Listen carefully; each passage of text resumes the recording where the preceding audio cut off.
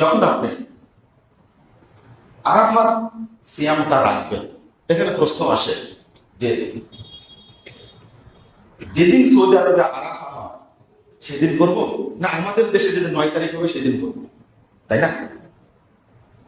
সিয়ামু ইয়াউমে আরাফা বলা হয়েছে, আর এই ফজিলতটা কিন্তু আরাফার দিনের জন্যই।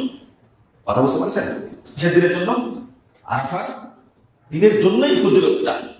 আমরা আরাফার সাথে মিলিয়ে রাখবো ইনশাআল্লাহ।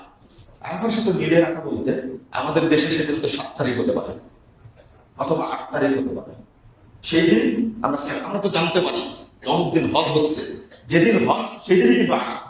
আল হাজ্জুল আরাফা, আরাফার দিনে কে হজের দিন বলা হয়, যেদিন জানতে পারবো সেদিন। আর কেউ যদি জানতে না পারে তাহলে আমাদের দেশের 9 তারিখ অনুযায়ী যদি কেউ রাখে তবুও সেটা কি পাবে? ইনশাআল্লাহ। আরেকটা হলো